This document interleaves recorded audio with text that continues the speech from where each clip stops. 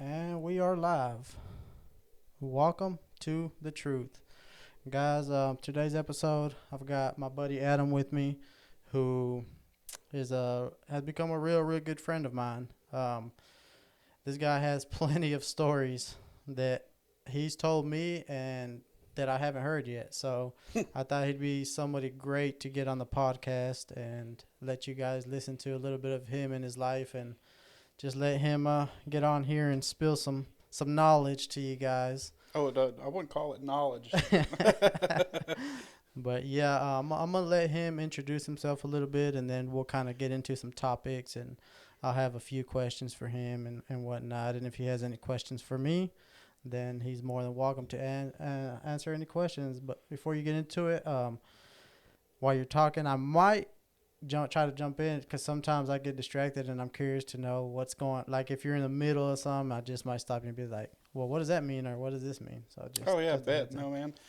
Like Eddie said, we're pretty good friends. We actually met through YouTube. Mm-hmm.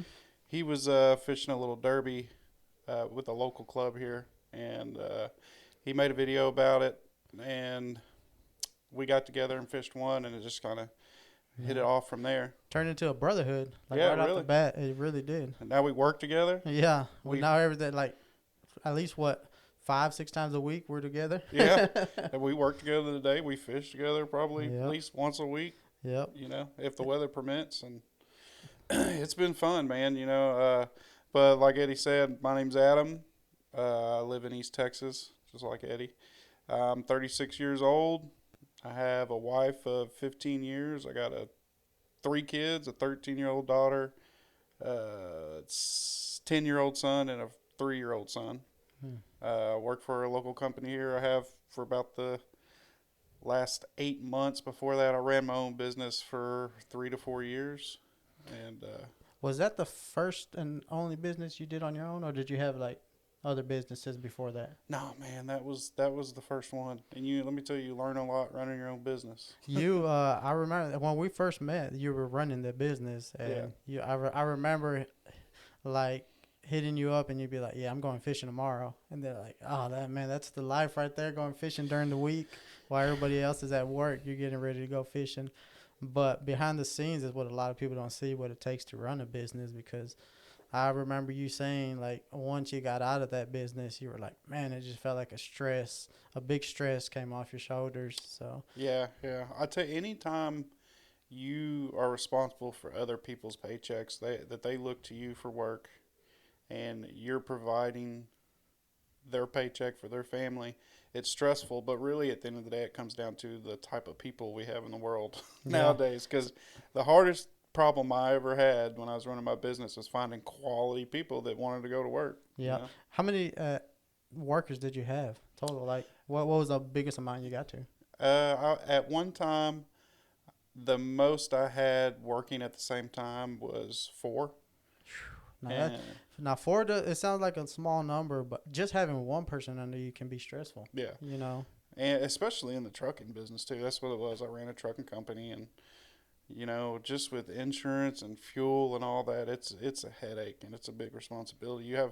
You have a lot of money that moves through your business, and you get a very small fraction of it. It's like you see the big numbers, but you don't get to keep them in the bank account. Yeah, like literally, if I could have paid myself as well as I paid the fuel tank on my truck, I'd be a really rich man. You wouldn't be sitting here doing a No, podcast no, with no, me. no. I spent more in fuel in a month than most people make minimum wage in a year. And every penny you make, the way Jeez. I did it, every penny I made, I turned around and put back in the company, invested in newer equipment, getting new customers, and doing all that. And it wasn't like the business failed. I just got tired of doing it. The stress behind it, huh? Yeah, and The like Eddie stress. said, I would literally the last year when I had a couple of good guys working for me, because I started the business myself. I drove the truck, I got the loads, I did all that, and I did that for 2 years. And then last year I started hiring people, and got to the point to where just physically I couldn't be in the truck anymore because I Hmm. got back problems. And then I was like, you know what? I'm going to hire these people. I'm going to manage it, and I'm going to go fish as much as I can because I knew there was going to be a point to where I was going to sell this business Yeah. and want to go into another job to not have the freedom that I had with it. But Yeah, I remember like when I would talk to you when you had the business and you would be like, "Oh man, I need to go fishing so bad. I'm so stressed out." hmm Like it has its pros and its cons, but I don't know. You got to really be built to know and be able to handle that kind of stuff. Not I don't think it's something that everybody can do. A lot of people wouldn't be able to handle that kind of stress.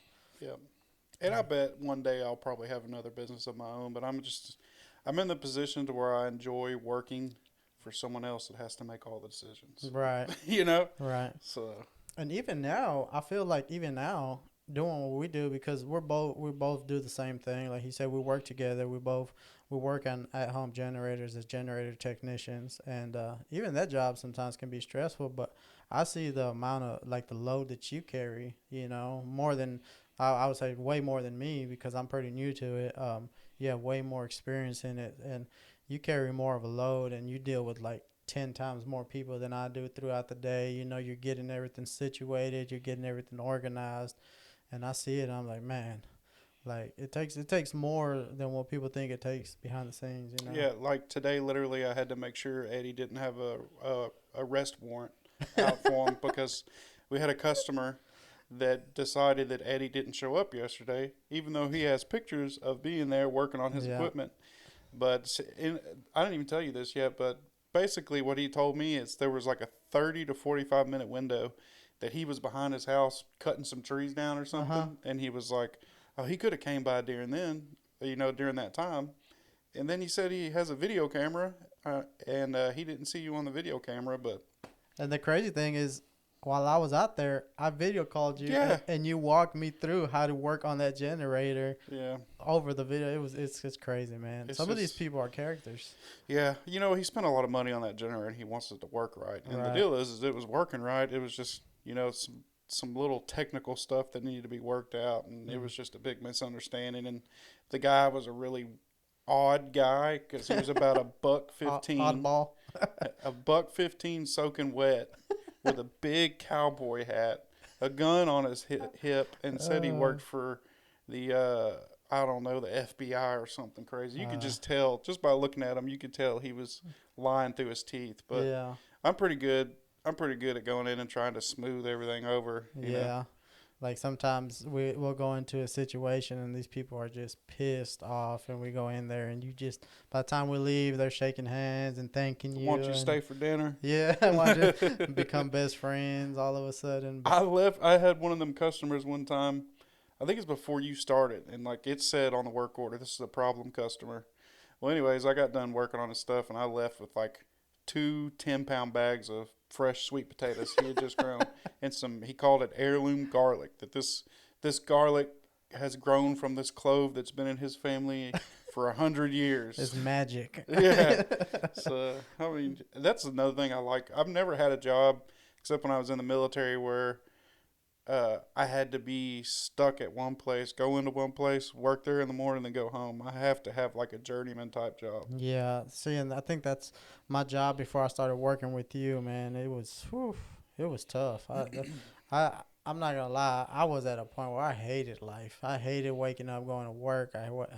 Like I would get home, no energy, no nothing. It was just miserable. Well, but really, during that time, you didn't know that you were borderline diabetic back then. That too, and I was sick to my stomach, Yep. literally. Yep. Yep. And, my whole life changed within like less than a year. My whole life completely changed Yep. for the better. I can't complain about it. But yeah, man, it was awesome. About speaking about work as well. I remember you never told me. You've mentioned it, but you were telling me that you were a helicopter mechanic. Yeah. So, I'm interested on that. okay. So, in 2004, just to kind of go back to before that, I went to Kilgore High School. So, when I was in my sophomore year, I had a guy, never met the guy before. All right, I was in drafting class. I still remember this. And never met him before, sitting there minding my business. He walked up behind me and put a knife to my throat. said he was going Holy to kill me. smokes. Yeah, said he was going to kill me. So anyway, And you were how old? I was like 15 maybe? I think I might have been 16 by then. Wow. Well, anyways, the teacher walked in. The guy was showing off for his buddies or whatever. Never talked to the guy, didn't even know him. And my mom got freaked out and pulled me out of school. So then I went to Kilgore College the year after that and basically graduated from there, got a GED and all that. And Also, you pretty much you got out of high school completely and then went and got your GED separate. yeah. Oh, okay. So I did all that and then was kind of trying to decide what I wanted to do. I took some, graphic design classes and all that. And at that point, my dad was working overseas. I think he was in the Congo. And he met some Marines while he was over there. And when he came home from what he was doing in the Congo, he was telling me about these guys. And one of them came over and visited. And I was like, man, those dudes were awesome. Those Marines are awesome. I want to be one of those. And I was I'm still kind of chubby, but I was like in the marching band in high school. Oh, wow. And I was this chubby kid in the marching band outfit playing the big O bass drum. And so I wasn't exactly in the best shape to be in the Marine Corps. So I went to the recruiting office and I went into the Army one, and they were gone for lunch. Because I read into the Marine Corps. I was like, there's no way I can be a Marine. It's not going to happen. We're going to get into all that, but I got a lot I want to talk about it, but go ahead. But so then I went next door to the Marine Corps office, and I walked in, and they were there, and they're like, you're too fat. Get out. Really? Yeah. Holy so I walked out the door, and this other Marine recruiter came out and got me. He's like, you want to join the Marines? I was like, yeah. And just talked to him, whatever, and I did all that. I was able to get through. I got in shape and graduated. So my MOS, initially I wanted to go in and be like a tank driver. So let me ask you before you keep going with this. This is a good story. I've never heard it. I know none of this. But what do you think if, like, when they told you that, if that one recruiter wouldn't have came out and talked to you, what do you think you would have done? Do you think you would have gone back to tried the Army again, or you would have just gave up on it? Probably would have went to the Navy or the Air Force. But you would have chose something still? Yeah, man. It's one of the best ways to kind of get your life started and get out of a small town, So, but he can't. It made me want to be a Marine even more when he told me that I was not able to, or I shouldn't be able to. Like it lit a fire in you pretty much. Yeah, kind of, because I'm stubborn a little bit. But so I went in there. They got me went to boot camp in San Diego, California. What is you called it a MOS? MOS, so that's basically your job. Okay. Military occupation specialty. Okay. So I wanted to be a tank driver, but I scored pretty good on the ASVAB, which is basically like a SAT for the military. Like if you're really stupid. It's all like written stuff and all that, paper and all that. Yeah. Like if you can't do 2 + 3, they're going to put you on the front line catching bullets. Over here. Yeah. You run up front first. Yeah.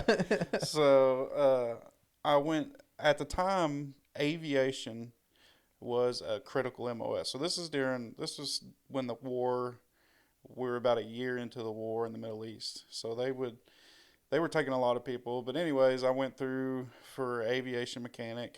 Well, I actually started out as aviation electronics, but it took so long to get a school to go to that I got the opportunity to do basically a structural and hydraulic mechanic. And I left home, 18 years old, went to San Diego, and then ended up getting stationed in San Diego after I did my school in Florida. But yeah, that's a long way to say that I worked on helicopters. Man, at that age, what was the experience? Because you were maybe 18 when all? By the time I got the school, so most military enlistments are 4 years. Mm-hmm. Okay. If you have a special EMOS like I did, where my schooling was almost a whole year, you do. Well, actually, every military contract's 8 years. All right. Okay. And typically it's 4 years active, and then 4 years in the inactive reserves. Wow. But since my school took so long, I had 5 years active and 3 years inactive reserves. Oh, okay. It still added up to 8 years, just a different way. They got you for 8. And even them last 3 years, when you're already out of active duty, they can call you and be like, hey, We need you. We need you to come to work tomorrow. You're on emergency call. Yeah. So, but yeah, I learned a lot there. You know, I met my wife when I lived in California, and worked at the base there on helicopters. And my first kid was born in San Diego at the military hospital there. And That's what I was gonna get to. Was what was the experience at such a young age to you? Was it like a big shock? Because I mean, coming from those of you that don't know, coming from this little city, Kilgore, East Texas city, and going to something like California, it can definitely be a big shock to some people. How'd you take it? Was it a smooth transition for you, or was it like, oh man, what the hell did I get myself into? do you ever hear people from the previous generation say, sow in your oats, sow in your wild oats? I've heard it, but I never knew what it meant. That basically just means go crazy. So party, do But all that wow. kind of stuff. I had a lot of fun. Did a lot of crazy stuff. Met a lot of crazy people, and it was fun. Definitely an experience. But I mean, you grow out of that part of it, you know. And It's like you had fun during that time, and then it gets old, and it's like, all right, I got to get my real life started, Yeah. type deal. Well, you work and you live in such a high stress environment in the military, especially when you're overseas, that when you have any time off, you just want to go crazy, do what you want to do, you know. But So since we're on the military part of it, how how many deployed were you deployed? yeah, I was deployed to OIF, which is Operation Iraqi Freedom, and while I was there, it transitioned to OEF, which is Operation Enduring Freedom.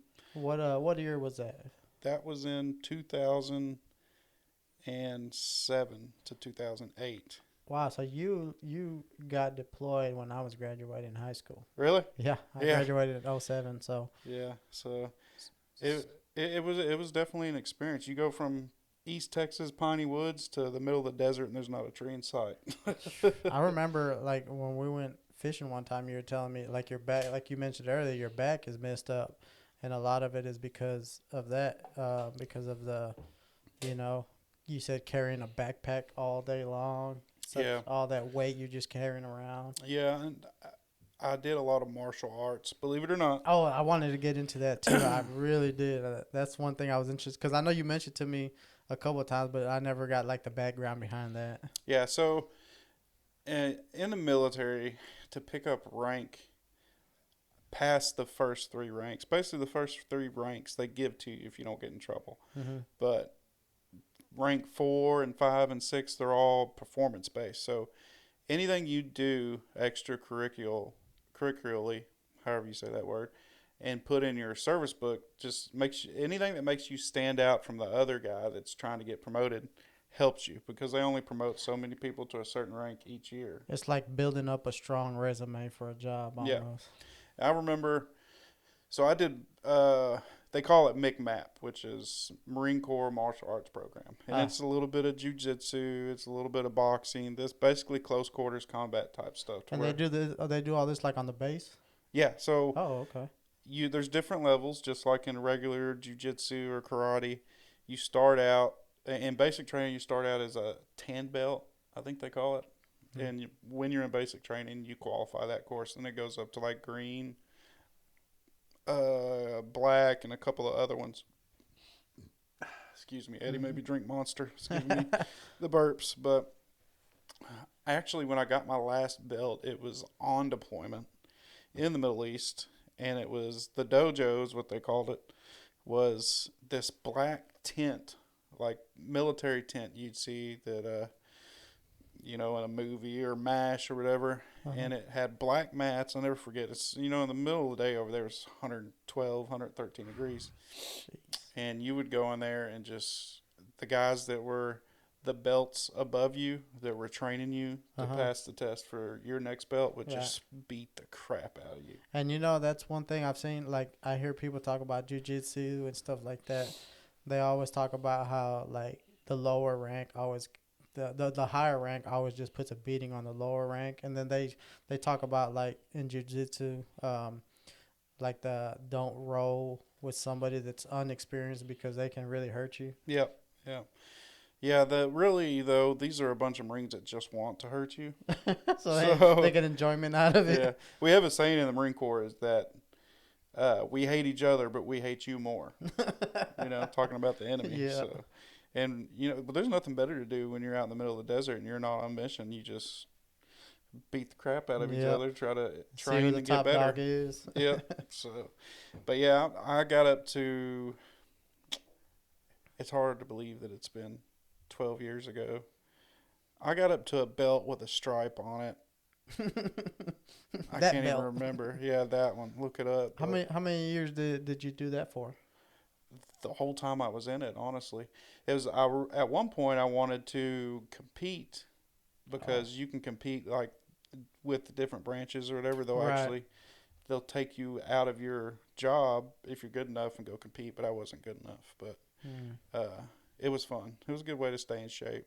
Back Well, then what made you stop? Just I when you got out of got the military. when you got on, you were just like, ah, that's it. Yep, that's Yeah. it.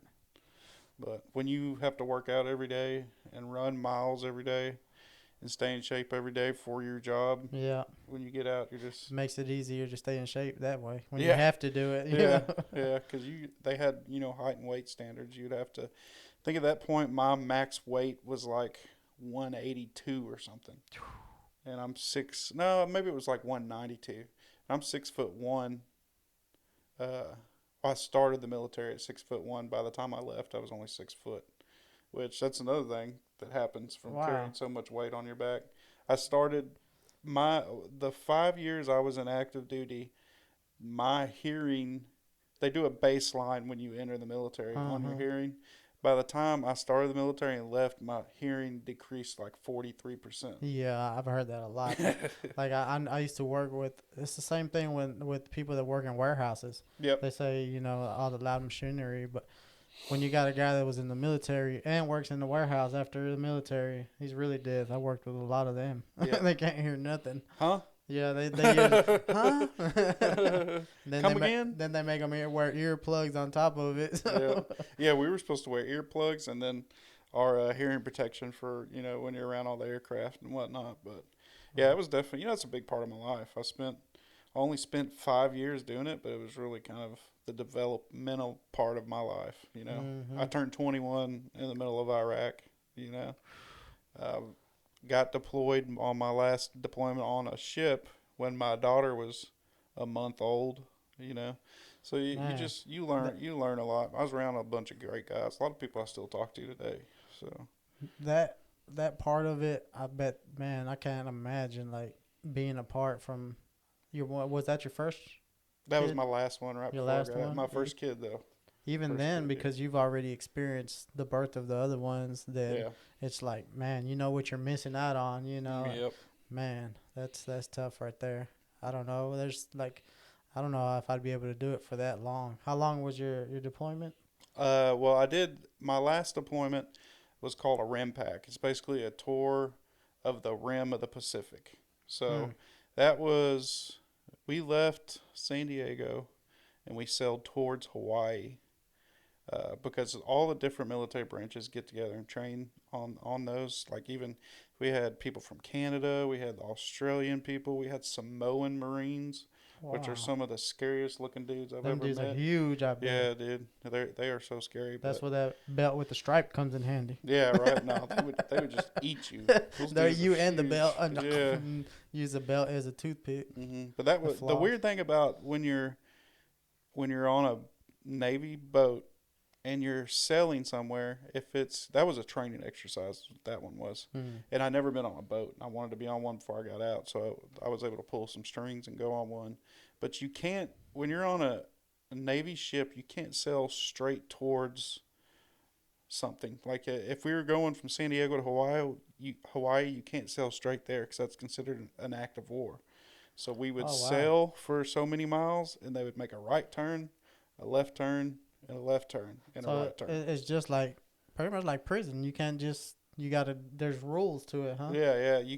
You can't sail straight there. You gotta box it off. So every so Wow. often you gotta deviate from a straight on course, and That's crazy. I've never heard nobody say that. yeah, So how many total deployments did you do? two. Two, those two? Yeah. Okay. let's get back to that first one. How was that first deployment when your very first deployment? You were out there. I'm guessing you went on a plane, right? Yeah, so we flew from San Diego to Maine commercially. And then, well, no, yeah, San Diego to Maine commercially, and then we got on another commercial plane and flew to Germany.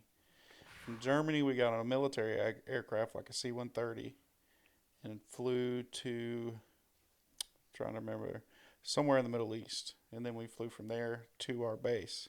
And Wow. the craziest part about it is, like, if you've never been on deployment before that, you don't know how everything works. So when we got to where we were landing at our base, the final leg of the journey, you're in this military plane and there are jump seats. So you're all strapped in. You got your gun, you got your pack, you got all your stuff, and you're just flying like this, got your Kevlar helmet on. And when it's an active war zone, you don't just, it's not like a regular airport where you just, oh, okay, I'm going to land and everybody's going to get off. Right. You get above where you're going to land, and they basically pull all the power from the engines and dive straight down and spiral. So it's a harder target to hit, right? So before you get, when you get to the altitude where you got to pull up and land, they just, like you could flip a coin up while they're diving straight down and it would just float in the air. Wow. There was guys asleep and their arms were floating up and everything. But It's like being in a rocket ship, just yeah, in space.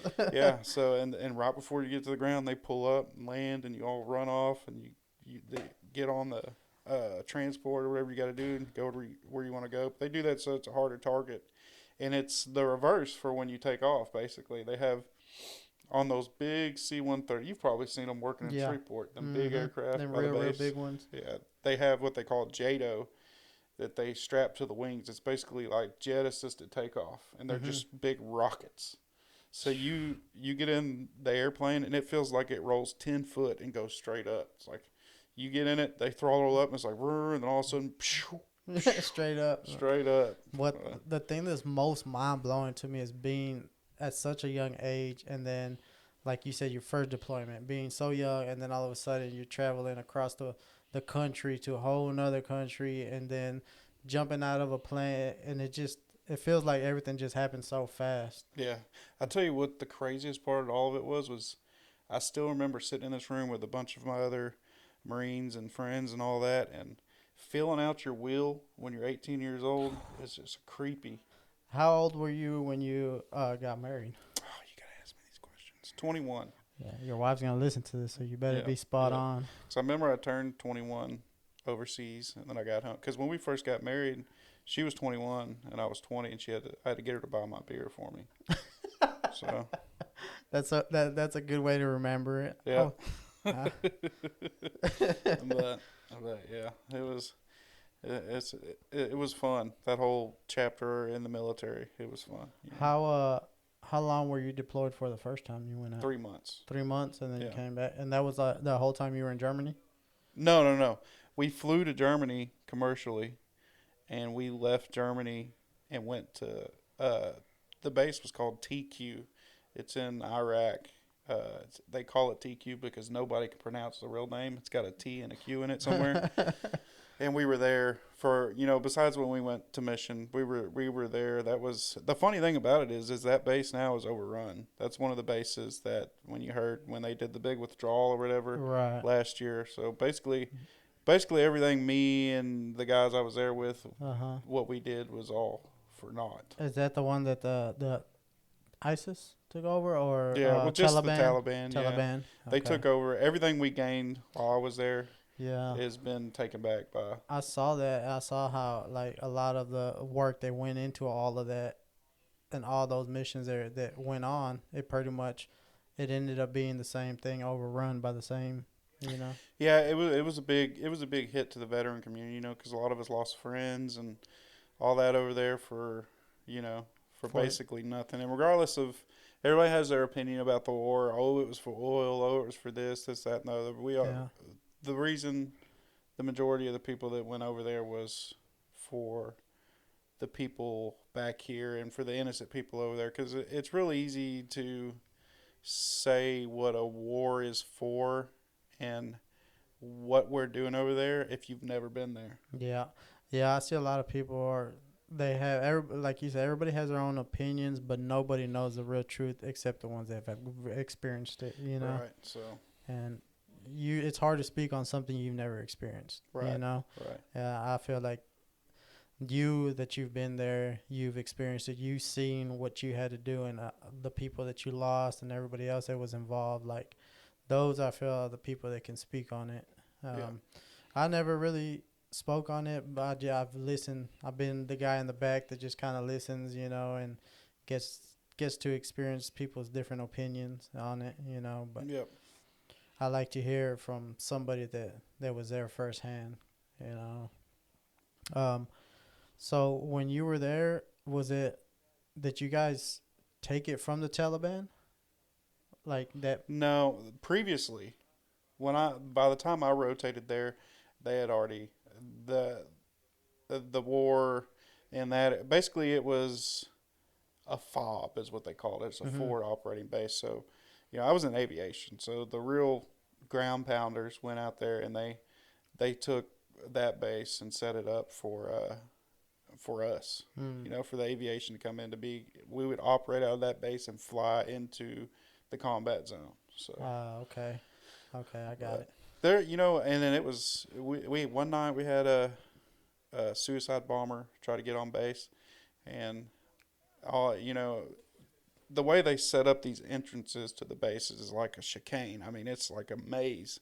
So you got to go back and forth, and go through a machine gun nest and all kinds of stuff to get on base. So they would never make it on base. They get It's not like the movies where there's just two doors that open and you no, run straight through, you no. know. There's a bunch of barricades and then a couple of pissed off Marines with a 50 cal just waiting to light somebody Yeah. up.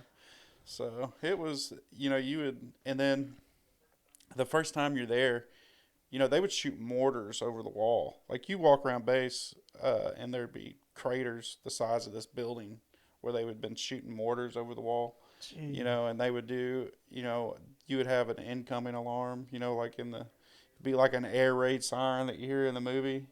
So like the whole time you're up there is just like, is it like nonstop gunfire? Is it nonstop bombs going off? Is it like? Yeah, they would, my job was pretty safe where I worked in aviation.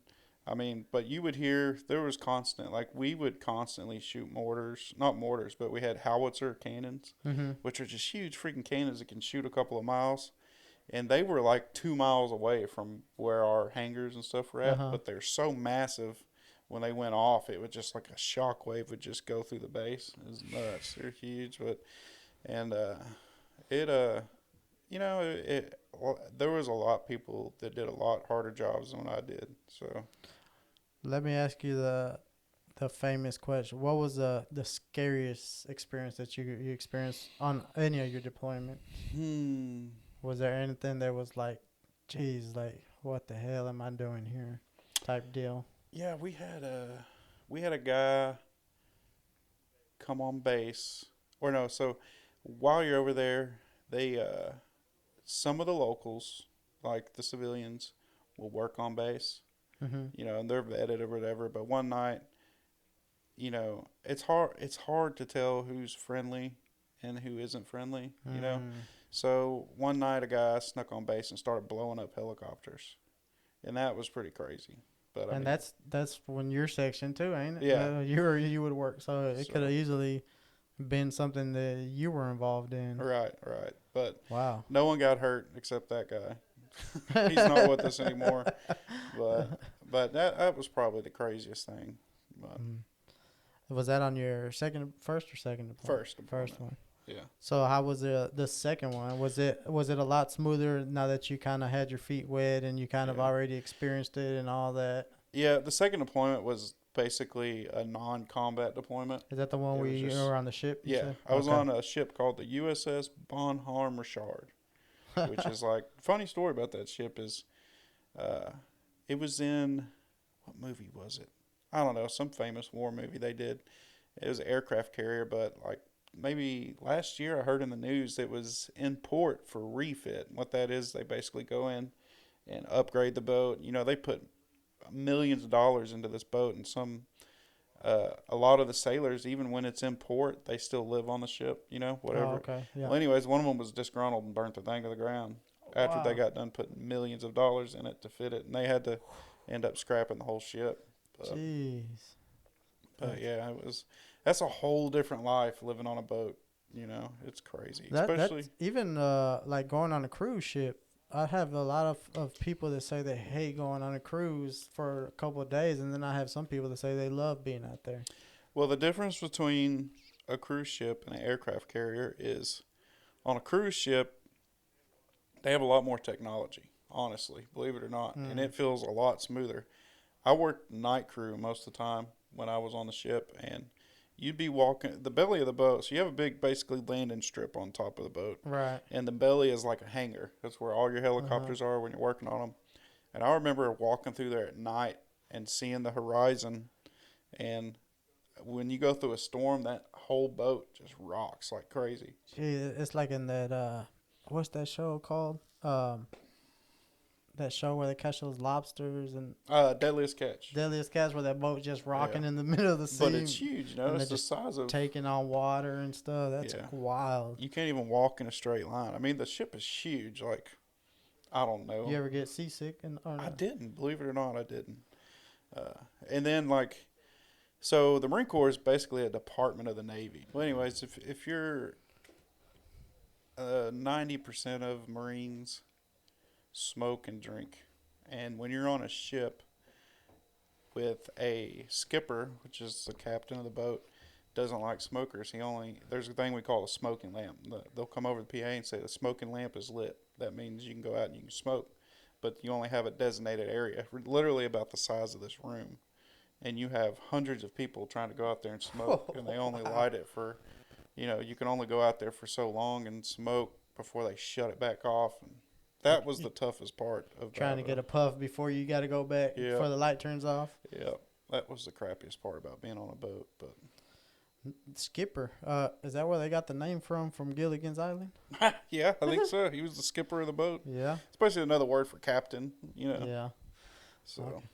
Um, the the subject we're on. So, did you, when you got back from deployment and when you got out the military, did you have a big effect? Did it have a big effect on you afterwards? Like, how some people they're just they still like my buddy MG Money, Michael, the one that comes on my fishing channel and stuff.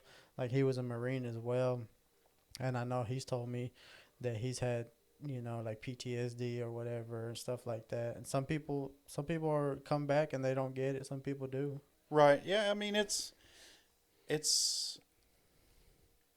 basically the transition from military life to civilian life can be tough. Uh, I think, though, Texas, believe it or not, is one of the better places to go Like after you after get you out get of it. out because I had a job working in the oil field as a supervisor before I even moved back from California. Mm. You know, just Texas is really good about supporting veterans. But there's always some people fall through the cracks.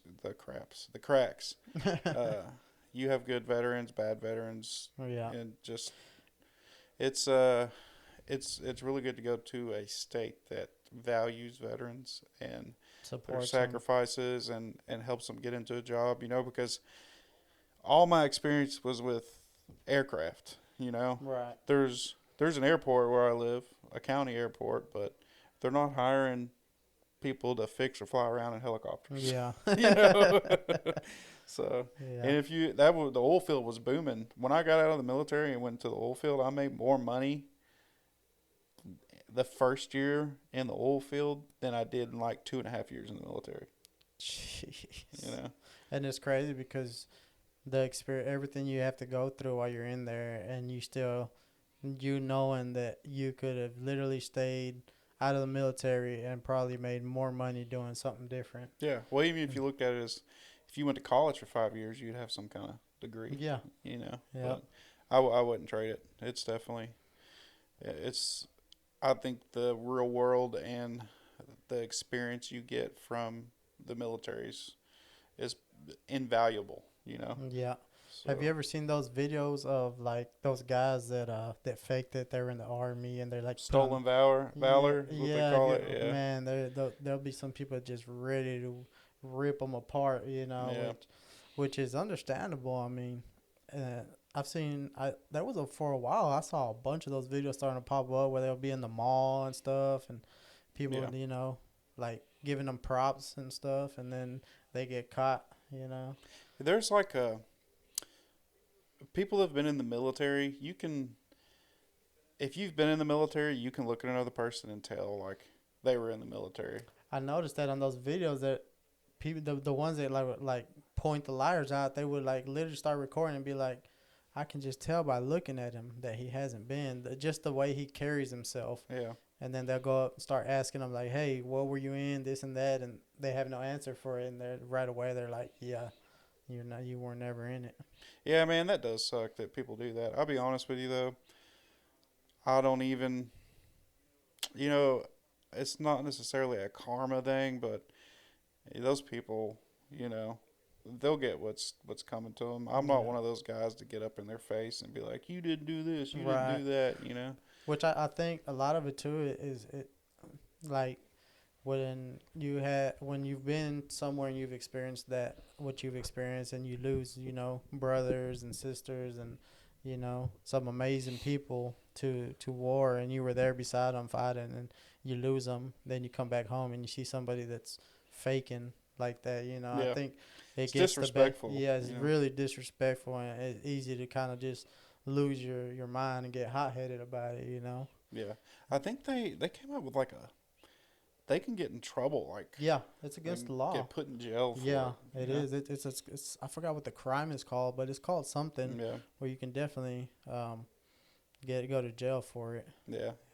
You'll meet a lot of dudes that were in the military, and they'll be like, "Oh, you're in the military? What did you do?" And they'll be like, "Scout, sniper, force, recon." Just make up something The crazy, baddest dude on the planet. Yeah. And they'll, a lot of guys will kind of embellish, but somebody asks me, I'll be like, "Oh man, I was a cook." Or something. I shined up boots. Yeah, man, I could peel potatoes with the best of them. And if you knew enough about the military, you'd know, especially the Marines, that we don't have cooks. Right. It's all done by civilians. But My brother-in-law is in the Marines right now. He's been in it. I'd have to say a solid, at least 15 years that I know. At Yeah. least maybe, I want to say he's going on his 20 years. he's getting ready to retire then, huh? Yeah, he's in Okinawa. Oh yeah, Japan. The last 3 years, I think. Yeah, So my wife was actually born there. In is that where they have Okinawa. the base, Okinawa? Yeah. Yeah. So that's where he's at right now. He's been there. I want to go this December will be his second year there. So he'll have one more year after that, and then I'm thinking he'll be retired. Yeah. So Yeah. I didn't. The military has a lot of positive attributes, but also the lifestyle. There's a little bit of negative to it. So when I was in the military, I drank a lot. And a lot of that was to deal with some issues and all that and the other, but it got to the point to where when it was time for me to renew my contract, basically my wife was like, "You can stay in the military if you want. I'm just not going to do it with you." So I chose my family over re-enlisting in the military. But there's a lot of alcohol abuse in the military. do you think if you would have gone the opposite way, you would have gotten even worse into alcohol? Oh Like yeah, you would have probably. just down spiraled. Yeah, probably I would have lost my family, and it wouldn't have been no good. But That's another thing. Like I was saying, there's a lot of people that fake that they're in the military. There's a lot of veterans, man, that you see out in the streets, man, and it's heartbreaking, Yeah. because you know what they've been through and what they did. You don't know the background, but man, just to see them out in the streets after everything they've done for the country, Yeah. it's heartbreaking, man. It really is, and it's not like we live in a small town, so we don't see it as much. But like when you see like California, they got Skid Row and Seattle and Detroit, and you see all those people on the street. It's like, jeez. yeah, And some of them, some of them just have a hard time with it and never can rebound from it, and some of them are just lazy, you know. Yeah. But I mean, either way, it's just sad to see that after they've done so much for the country, you know, to see them out on the living in the streets. Yeah. You know? I do think that we could probably, as a country, do better to help our veterans that are transitioning. There's a lot of programs out there, and that do the best they can. And another thing is like financial advice. Like in the military, there's no kind of, because you get a lot of people in the military just fresh out of high school. Yep. There's a lot of people that have never lived on their own, Mm-hmm. and then you take them away from their parents and put them where they're got to be, for the most part, self-sufficient. They Mm-hmm. don't know what to do with their money. They don't know. They've never even owned a credit card. They've Yeah. never, they've And never owed credit anything. card companies, when you just got in the military, they will give you a credit card. Like I was 19 years old and they gave me a $10,000 credit card That's because like, they knew, regardless of what I did, I was going to have a job for the next 4 or 5 years. you're balling out of control, Yeah, huh? balling on a credit card. But I think another thing, one thing I've never understood, and I don't know if it's politics or what. I don't really get into the politics, but like U.S. As a whole, like they help out a lot of other countries financial wise, but I feel like they don't put. They may. I just don't see it, but they don't put that same effort into the homelessness here in America. yeah, well, And I just may not know the details behind it, but I feel like that, like you see, oh, they're helping over here for this many millions and trillions or whatever. yeah, Then you see all this homelessness here, and it's like, why not invest into here before you help somewhere else? yeah, You know? yeah. That does kind of leave a bad taste in your mouth. And there's a lot of people that make a lot of money off of there being a homeless population. Yeah. People get paid That's to manage this problem. Well, if they manage it and it goes away, then they're out of a job. yeah, and that I think that's when the politics part comes behind it, because Yeah, in a way they want the homelessness there because they're living lavish off the homeless, you know. yep, The yep, more homeless, the more money they put in their pocket. yep, So that part of it kind of sucks, but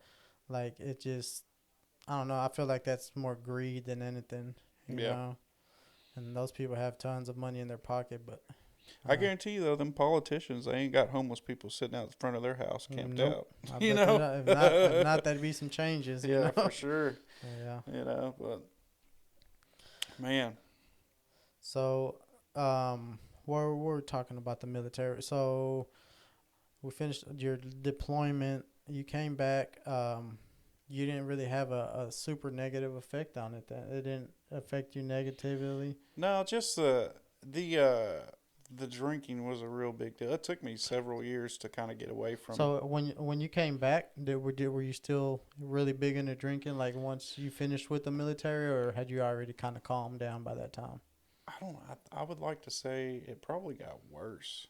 Afterwards. I drank a lot. It was bad. Drank to sleep, drank just whatever. I mean, I was still responsible and had a job. Didn't drink, at work or anything stupid like that. Like a functional alcoholic. Yeah, it snapped one day, and I just quit. I was like, I think what really it was taking a toll on my family. You know, I got to the point to where I think my son was just born, or he might have been a year too old, and I'm I'm stupid when I drink. I do stupid stuff. You get out of control. It's Yeah, I'm stupid. just wild. And I was like, man, thinking about stuff I do when I was drinking, I was like, I don't want my kids to see me like this. So. Yeah, and it's good though because there's a lot of people that won't give that up. You Yeah. know, Yeah, there's yeah, a lot of people that just be like, yeah, I'll quit this next week or something. yeah. It's just like a diet. You know, Yeah. people that struggle with a food addiction and they'll be like, oh, I'm gonna this will be my last week doing it, my last Right. weekend, Yeah. and then before you know it, a year later, you're still saying the same thing. But I was at that point in my life to where I was not responsible enough to drink because I couldn't just have a drink. I would have all the drinks. right, yeah, Nowadays I still have a beer every once in a while. Like maybe once a month I have A one. ranch water. Yeah, don't buy those. Those are a waste of money. I got them one day thinking they'd be good, and they still sit in the back of my refrigerator. Uh, But yeah, man, it's crazy because a lot of people see me and they think that I drink and stuff, and man, I've never had an alcoholic drink in my life. are you serious? Never. I'm 33 years old.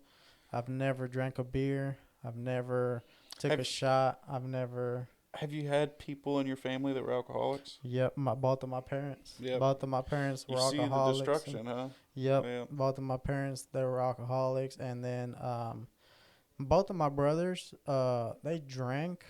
I wouldn't say they were alcoholics, but they were your weekend drinker, weekend partiers, Yeah. But both of my parents were. I think I learned a lot from it. Like I saw, I, w- I was freaking into a crazy household growing up, and I saw the destruction it caused, and I think it kind of veered me off from it.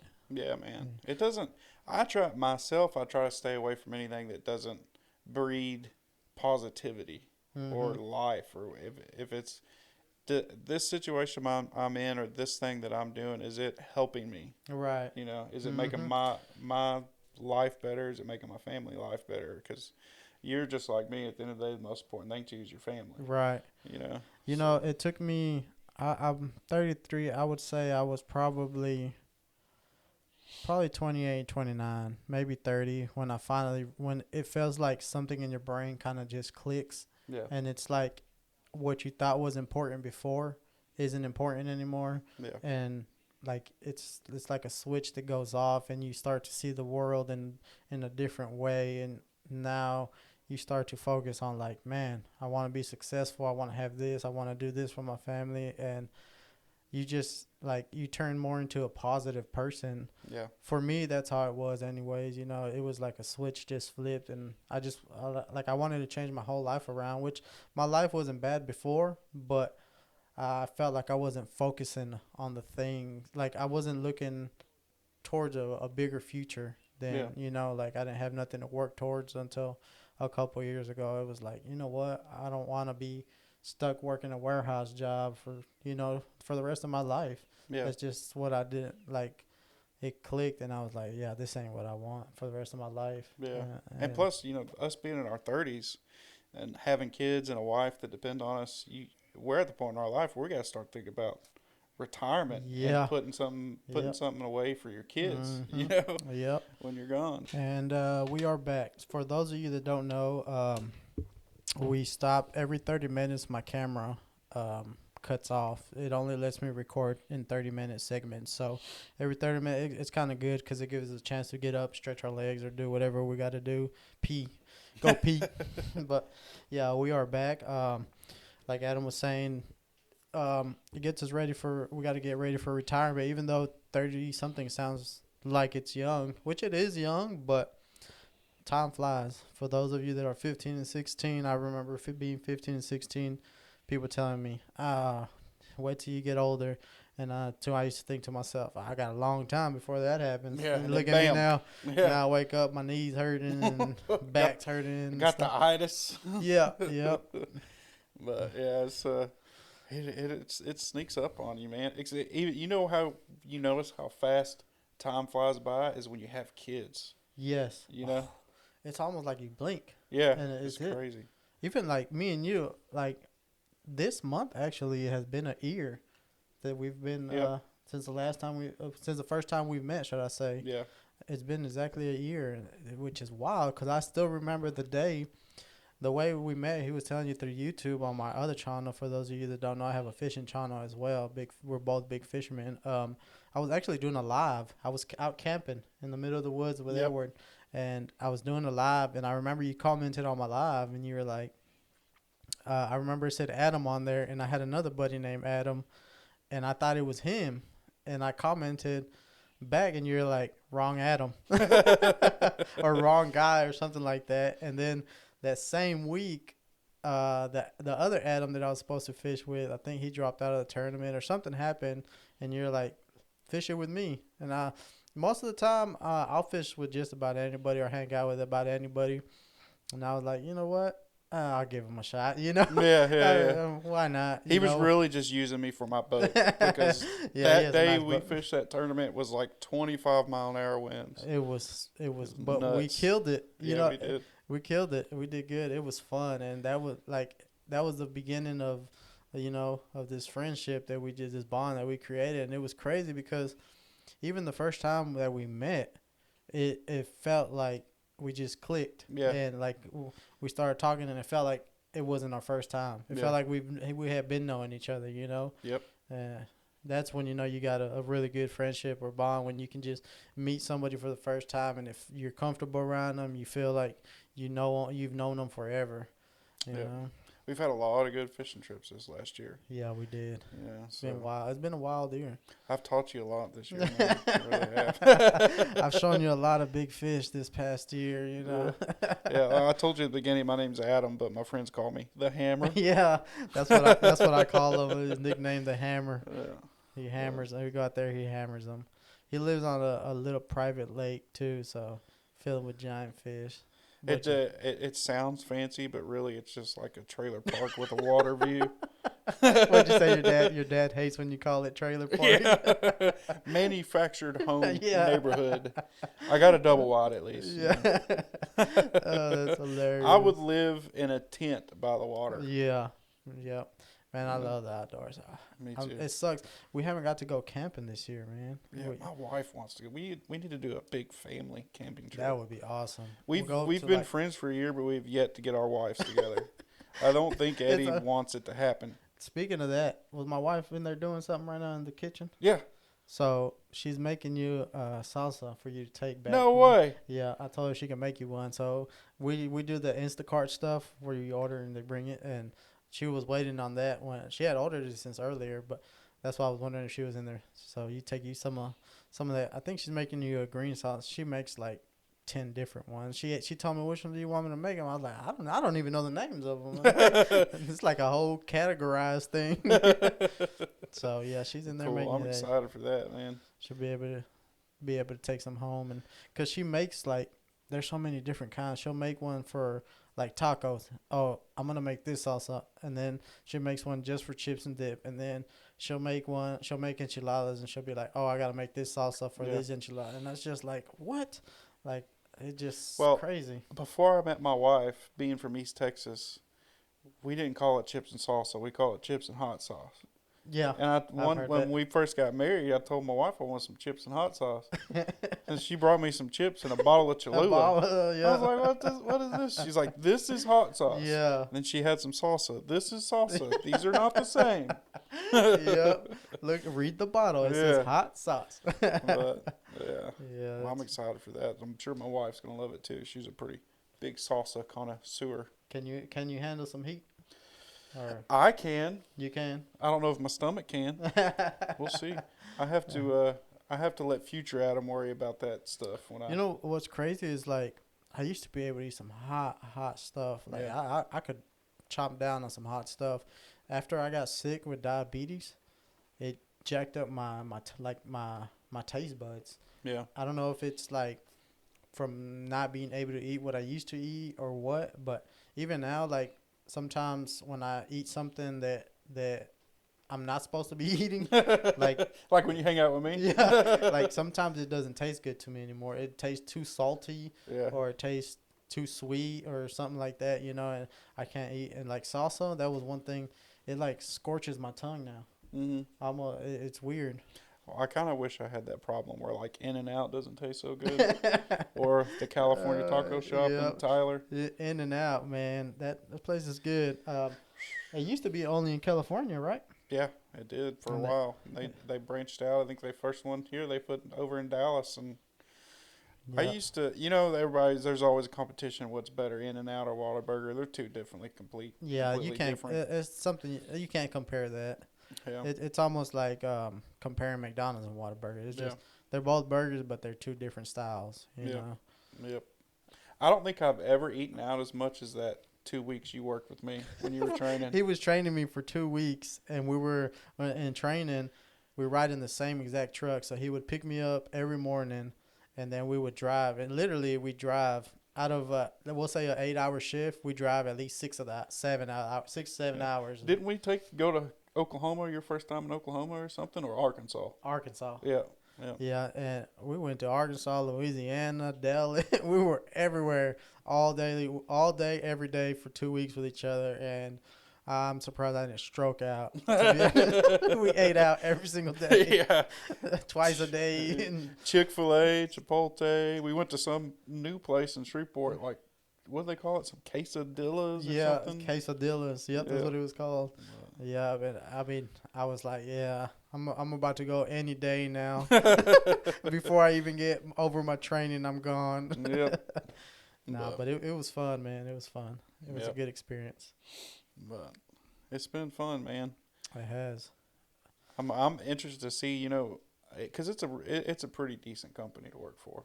You know, they take good care of you. Mm-hmm. I'm excited for the opportunity to grow there and to see where me and you are at in like 3 years from now. Yeah. In that company. And I actually had like my little review yesterday, and I was talking to Mr. Tyler, which is our boss, and you know that's kind of what I told him. I told him I was like, I know I still have a lot to learn, but it's an exciting learning. It's something that I'm wanting to learn, not something that I'm forced to learn. And there's a big difference in that.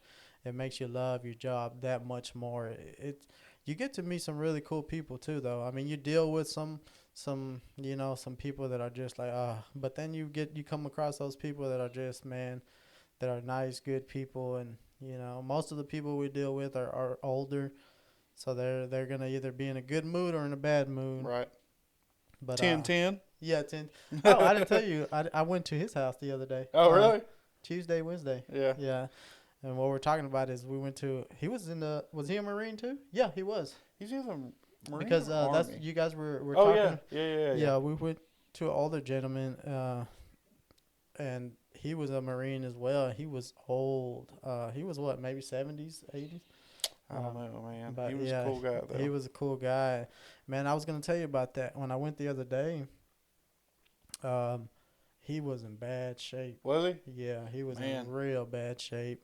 Because when we went, he was uppity joy, you know, laughing with us. And he was out there by himself. And when I went and that was only, 3-4 months ago. Yeah. When I went the other day, he was down. He actually had somebody there taking care of him that really? day.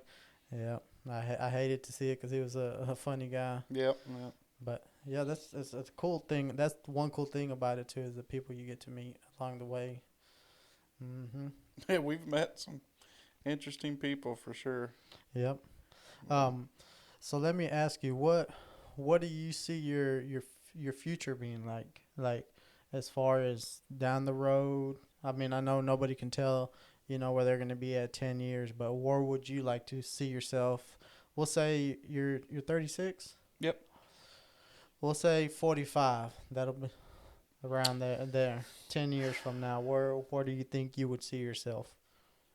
Man, that's a hard question. Do you think you'll still be doing what you're doing now? You think you'll try to jump back in your own business? That's roughly 10 years from now. I will either be running my own business or running the business we work at now. That's a good answer. So, really, like I said, we were talking about earlier, my biggest deal right now is just preparing for the future and retirement. And because my parents don't have, not that it matters, you know, some people, when their parents have moved on and they have like an inheritance or something like that to leave for their kids. I have really good parents. My mom, my dad, they're really good. But I want to have like a big chunk of something to leave for my kids. Right. When I'm gone. So that's really what I'm building towards. You know, I'd like to pay my house off, have a couple of rental properties, have money, you know, a good chunk of money in the bank to live off of. And I'm planning for my late 50s right now. Just pretty much living comfortable. Yeah. Yeah. But besides that, I just want to fish as much as I can. Yeah, fish in the process of so, getting to that achievement. Yeah. I mean, I'll probably, by the time I'm 45, still be paying on the same boat. but but it'll be worth it. Yeah, it'll be worth it. Or on a new boat because you traded it in and started over. Yeah, right. Uh, Everything's so expensive now. I mean, shoot. Yeah. Think about it. Even a boat now is expensive. Yep. It's crazy. You think everything will smooth out eventually with that? Man, I don't know. You hate to think about what kind of world you're leaving for your kids when you're gone. Yeah. But I do not like the way it's going. Yeah, it's definitely not going in the direction you wanted to. For when you see your kids, 2 or 3 years old, you're just like, man, I can't believe I'm gonna send them out into this world. Yeah. Yeah, no, it's scary in a way because you never want to see your kids get hurt, but you know what you as a grown up see what the world's turning into. Yeah, I think about like my daughter's 12. When I was 12 years old, I would walk a mile and a half down to the corner store to get a soda pop and a piece of candy. Yep. And I think now there's no way in hell I'd let my daughter, being 12 years old, walk down there by herself. That's crazy that you say that because I think about the same thing. Yeah. I think about like when I was younger, all we did was run around in the streets, not in a bad way, but we would always be playing in the streets and playing in the woods. But you would never see our parents. Like my parents, they wouldn't never be around. I'd be out playing, soccer or football in the park or whatever. And now I think about it, like I think, hell, I wouldn't even want my kid to walk down the road because you don't know what's gonna happen. Right? Yeah, man. It's I've lost crazy. trust in a lot of humanity. Yeah, I think that's what it is too. There's just so many crazy people out there that are just. It's mind blowing the things that you see on the news and that you hear. It's like what? Like dang near can't even let your kids watch TV anymore. I know with all the stuff they're trying to pump into their heads. I saw my daughter. She was into that cocoa melon for a while when she was younger. Man, that stuff is like crack for kids. I swear, it's like crack. It's like they cannot stop watching it. And I would see my daughter, and I told my wife started talking about like, man, we gotta stop letting her watch this because she was like literally addicted to watching it. Like, and then one time I think I was on TikTok, which is another thing like crack. When you get on TikTok, you're just scrolling. And I was watching, and a guy was making a video. And he's like, why is cocoa melon so addicted? And then he started breaking down like everything, why it's so addicting and everything. And I was like, wow, like even the cartoon shows nowadays is crazy. But I mean, it just makes it, you're a parent, you've been to where like, oh my God, this kid's driving me crazy. And you're like, here, it's a tablet. Yeah. Yep. I still do it now. Even now, it's like, sometimes it gets overwhelming, and it's like, here, what do you want to watch? Right. Tell me what you want. Yeah. That when my wife goes and does her things, when I get home from work and watch the kids, basically my whole thing is if I can keep the 3-year-old happy, we're good. So if she, like last night, she made roast in the crock pot. She's like, y'all gonna have roast for dinner. And she went to her woman's group, and my 3-year-old woke up from a nap and was like, I'm hungry. I'm like, all right, Mama made us roast and taters and all that. He's like, I don't want that. It's like, what do you want? He's like, I want chicken nuggets. I said, bet. Threw them puppies in the air fryer, and he was happy. It's crazy. When these kids take a nap, man, they're going to wake up one of two ways. They're going to wake up really happy in a good mood, ready to jump around. Or mad. Mad at the world. Yep. Mad at everything. My little one, he's 3 too. And, man, sometimes he'll wake up smiling, just happy as can be. And I'm like, oh, yeah. It's fun being a parent. And then sometimes he wakes up and he just cries at everything. And I'm like, oh, man. And he doesn't watch TV. So I got to find a different way to entertain him sometimes, That's like when my wife leaves me with the kids. If he's asleep when his mom is there and then wakes up and his mom ain't there, the whole time he's just wondering where his mom's at. Yep. And he's only 3, but he's figured out how to call his mom on the Alexa. Oh, really? Yeah, he'll be like, Alexa, call Mom or call Stephanie. That's funny. Crazy. Yeah, my kid's the same way. Like even my daughter, she's a little older, but for some reason, if my wife's not there, it's like they get this feeling that she's not there. Yeah. It's like they know as soon as they get up, or even like she'll sneak out to go to the store real quick or something. They'll be like, "Where's Mama?" Yeah. Like they sense it. It's just crazy. Yeah.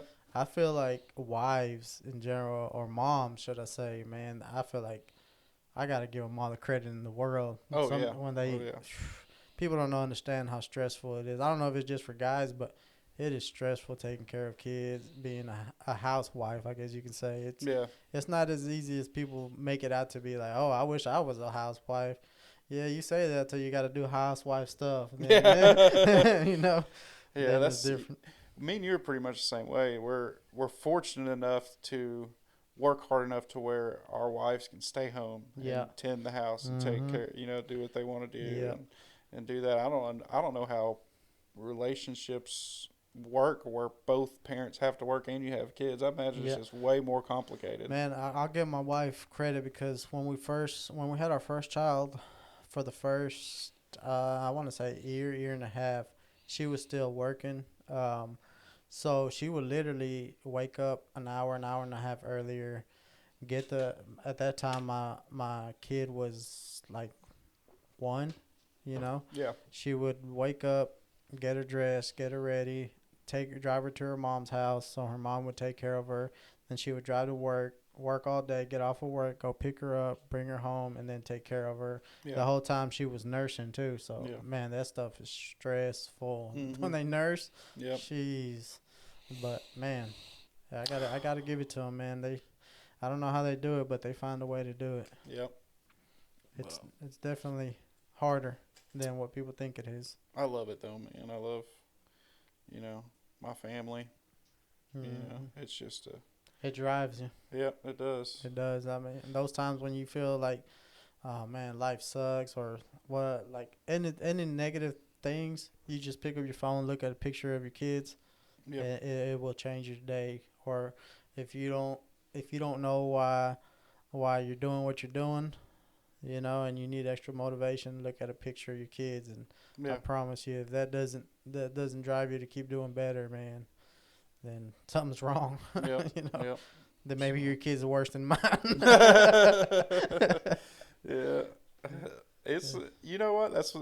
One thing that really sets the men apart from the boys is being in a long-term marriage and relationship and having kids because I don't know about you, but one of the hardest thing in the world to do is to be married and have kids. It's super rewarding, Mm-hmm. but you have to work at it Yep. every day. Yep. It's definitely true. It's something that no matter how long you've been together, you can be together 20, 25 years and there's still stuff you can work on. Yeah. Being together that long, It's weird too because your relationship and like your house. This is one thing I've noticed. If you ever go to somebody's house, Mm-hmm. a family's house, and it's not good. The family dynamic's not good. You can feel it in the air, Yeah. in the home, Mm-hmm. and like walking into your house, it feels joyful. It's like you feel tension when you Yeah. walk into somebody else's house. You can it puts off man, when you got a bad relationship and you're not working on yourself or your family or whatever, you put off a stench, like not a physical stench, but just a bad vibe. Yep, that's what the vibe is just Yeah. off. Yep. Yep. That's one thing, man, that and I've been telling my wife too. That's one thing that I want to get more into is starting to go to church more. Yeah. And for a while, I was big into going to church. Me and my wife, we would go to church. Saturdays, Sundays, we were there. During the week, we'd go to the prayer chapel and just to go pray and give thanks to the Lord and stuff, man. And somewhere along the lines, I got away from it, and that's definitely one thing that I definitely want to work on. Just even just taking 10 minutes out of your day to go down and pray, get on your knees and pray. You can do it at home, but when you go, to me personally, when I go to the prayer chapel or even to the church and do it, it just has a different feel to it. Yeah. Even if you're not a big religion person, just the values that that Christianity has set forward, like love your neighbor, treat them as you want to be treated, the basics, protect your family. This all just even if you just live by those basic, examples that are set for you through Christianity, it just makes you a better human. Yep. Yep. Even if you don't believe in God or the devil or heaven or hell or any of that, if you just Mm-hmm. try to base your life off of that, it makes you a better person. Yep. You're right. I think so too. It changes your world too, because you become more of a positive person Yeah. when you do those things. Like, you're not mad all the time. You're not angry at everything. Yep. Like, I remember when I was younger, I would lose my top a lot easier. Like, the smallest things, like even somebody looking at you wrong would piss me off, and be like, "What the hell are you looking at?" Like that. But as you get older, you start to realize, like, man, those things ain't nothing. That Yep. you learn to just brush things off, like stupid stuff like that. They can escalate into something bigger. You just kind of brush them off and go on about your day. Yep. But yeah, that's definitely one thing I want to change in the future for myself is and I'm not saying I want to become, a preacher or anything. You've done everything already: mountain climbing, basketball, track Yeah. star, pro fisherman. You might as well Yeah, might add as well. seminary school on there too. Reverend. Reverend Eddie. But, Yeah, but yeah, that's definitely one thing I do wanna do well, Eddie, man, I appreciate you having me on here. for sure, man. This ain't gonna be the last time. Just so you guys know, like we were telling you, me and Adam hang out all the time. So you Right. guys are gonna see him on here multiple times. So there's so much to talk about. We literally been on an hour, going on an hour and 20 minutes, and we just barely touch base of certain things. Yep. So there's so much more to talk about. If you guys enjoyed this, make sure you comment if you really enjoyed it. Comments really do help on here. They really set the tone for certain things. Sometimes people comment down below and let me know other subjects they want to talk about, or if there's something else that you want to know about Adam, comment it down below, and next time we get together, we'll keep it in mind. I like to write down the topics and what I want to point out and talk about, and if you comment down below, I'll throw it in my topics. Also, if you know anybody that's local, the East Texas area, that, someone from the community that's got an interesting story, or someone that you think would have a good story to tell, hit Yeah. Eddie up, Hit drop me it in up. the comments. If you have an Instagram, look me up on Instagram. It'll be under my fishing channel, but my Instagram is Texas Reeling. It'll be down in the description. So just hit me up on Instagram. Let me know. I'm gonna have a lot of other people. I've got a bunch of friends and that are very successful in selling houses. I've got my buddy that just pretty much retired. He's 33 years old, does nothing but real estate, sells houses, and living out his dream.